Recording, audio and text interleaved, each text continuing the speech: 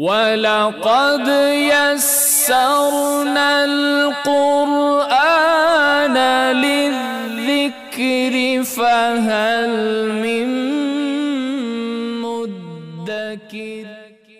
سلام سلام كمسك الختام. Assalamualaikum warahmatullahi wabarakatuh. Alhamdulillahilladzi 'allamal insana ma lam ya'lam. Asyhadu an la ilaha illallah wa huwa khalaqal a'lam. Wa asyhadu anna sayyidana al-Mustafa al-mab'utsu ala sairil alam amma ba'du. Alhamdulillah, ayyuhal ikhwah wa akhwati fillah, teman-temanku sekalian yang saya cintai karena Allah, ikhwan dan akhwat sekalian, dimanapun antum berada, semoga Allah selalu dalam keadaan menaungi kita. Semoga Allah selalu memberikan kepada kita kasih sayangnya, kesempatannya, kesehatan, dan juga seluruh waktu luangnya bisa kita gunakan untuk beribadah, untuk melakukan hal-hal yang lebih baik lagi. Teman-teman sekalian yang saya cintai karena Allah Subhanahu wa Ta'ala, pada video kali ini kembali kita akan sama-sama memurojaah materi pembelajaran kita seputar daurah pada pertemuan ke-9 pada pekan lalu, lebih tepatnya pada di awal tanggal 1 ya, atau tanggal 2 di hari Ahad. Teman-teman sekalian yang saya cintai karena Allah Subhanahu wa Ta'ala, pada daurah pertemuan ke-9 yang lalu kita telah selesai membahas sifatul huruf yang tidak memiliki lawan, diakhiri dengan sifat al-istitalah dan juga sifat at-tafashi. Teman-teman sekalian, Ibnul Jazari mengatakan safiruha sadun wa zayun sinu qalqalatun qutbu jadin walinu wawun wa ya'un sukina wan fataha qablahuma walinhirafu suhiha billami warra wa bitakririn ju'il walittafashishi nudadan istatil. Dua sifat pada pertemuan pekan lalu, yaitu sifat at-tafashi dan juga sifat al-istitalah. Sifat tafashi, teman-teman sekalian, adalah sifat yang hanya ada pada satu huruf, yaitu huruf sya. Huruf apa? Sya, yang makhrajnya adalah tengah lidah, ya, disentuhkan ke langit-langit atas, bagian yang sampingnya sini, ya. Ininya yang nyentuh ke atas, tengah lidahnya yang ini sentralnya masuk ke dalam. Sya, sya, gitu ya. Jadi ada suara at-tafashi. Apa itu tafashi? Tafashi kita artikan adalah intisyaru an-nafas wasyaut, ya, menyebarnya suara dan juga nafas bimana fil fam, di dalam mulut. Jadi sifat tafashi ini adalah sifat yang ketika kita keluarkan pada hurufnya khusus, yaitu pada huruf sya, maka dikeluarkannya dengan cara memberikan ruang di dalam mulut ini untuk mengalirkan nafas dan juga mengalirkan suara, ya, mengalirkan nafas dan suara. Oke, sya, sya, sya, kita sukunkan. Ash, ash, ash, dalam mulut. Ash, ash, jangan bacanya di luar. Ash, ash, apalagi sampai memajukan bibir, ini salah. Jadi cara mengucapkan tafashi, teman-teman sekalian, ya, memberikan ruang di dalam mulut ini untuk menyebarnya suara dan juga menyebarnya nafas. Jadi disitulah sifat tafashi. Intisyaru as-saut, ya, wan nafas, menyebarnya suara dan juga nafas di mana? Di dalam mulut. Sya, gitu ya. Sya, ash, ash, jangan dikeluarkan. Kalau dikeluarkan itu seperti desiran, sedangkan sya tidak masuk ke dalam sifat yang mendesir suaranya, gitu ya. Dia menyebar di dalam mulut, yang dikeluarkan hanya sedikit. Ash, ash, sya. Contohnya dalam bacaan isti'adzah. A'udzu billahi minasyaitonir syaitonir rajim. Ashtata. Jadi sya, ya. Ini yang pertama, sifat apa? At-tafasyi.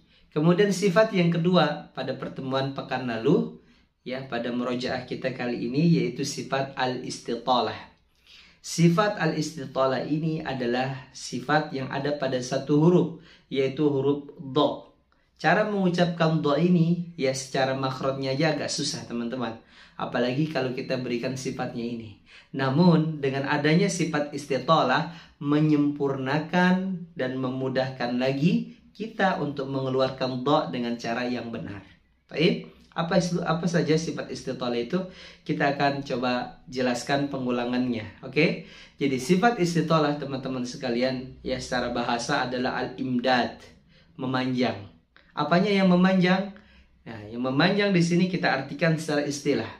Secara istilah adalah memanjangnya suara, ya, suara. Ingat, memanjangnya apa? Suara, bukan memanjangnya makhrajnya.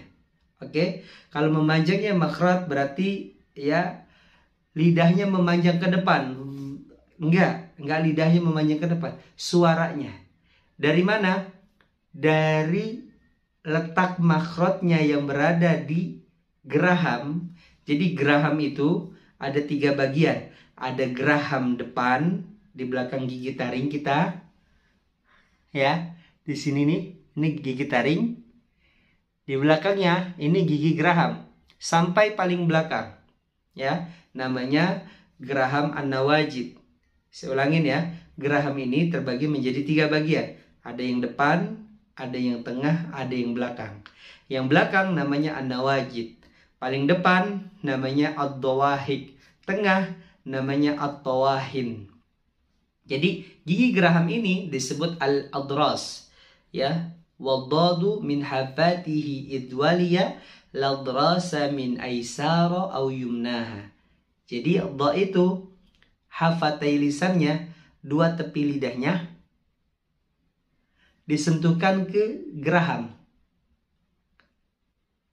Nah, gitu jadinya. Nah, mekar lidahnya, ya.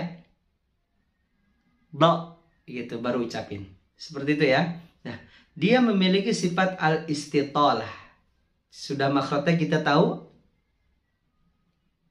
Nah, kemudian kita berikan istitalah. Suaranya memanjang. Ketika dalam keadaan apa? Lebih tepatnya ketika dalam keadaan sukun, gitu, ya. Mendekati makhraj lam, yang dimana ujung tofrul lisannya, ya, disentuhkan ke gigi, di belakang gigi. La, gitu, ya. Kalau la seperti itu. Kalau do, kalau kita memanjangkan lidahnya atau makhrajnya itu, gitu kan, akan masuk ke la nanti. Vital, ditaruh di makhraj la, cuman pengucapan doanya aja yang salah. Ini salah. Yang benar adalah suaranya. Vital, oh. Jadi dari belakang ke depanin. Vital, gitu, ya. Vital.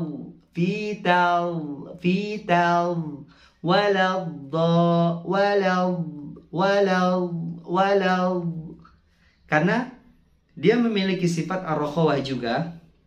Apa itu sifat ar-rokhawah?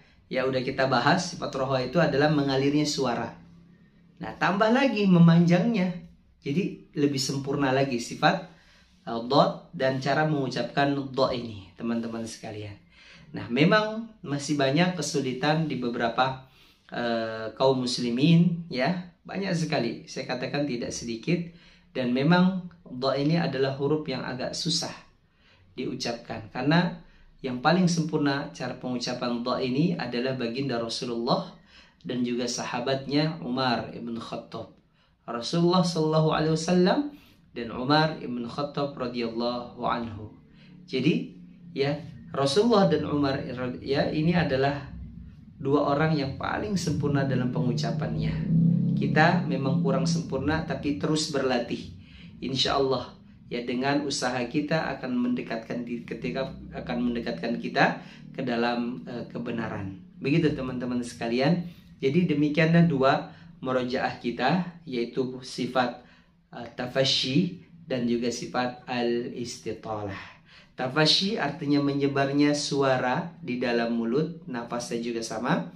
Sedangkan al-istitalah adalah memanjangnya suara dari mana?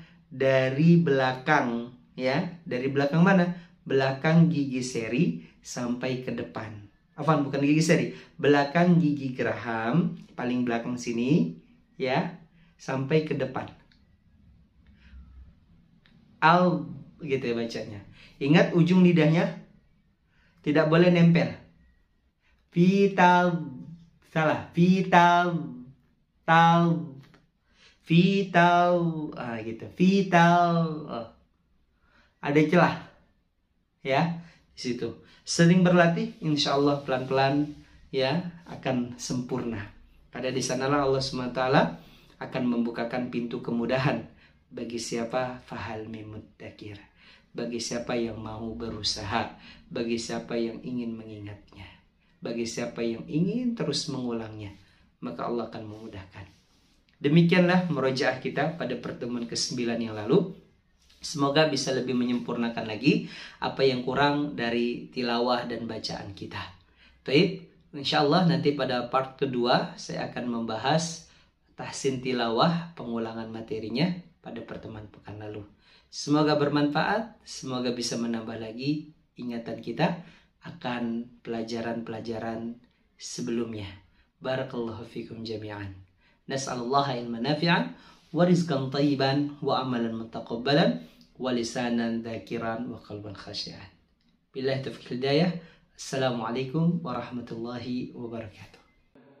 يا ليت اليوم تفهمني وتفهم خاطري وارحل تكلم والشجرة مني سيف الهم تراه استل سيف الهم تراه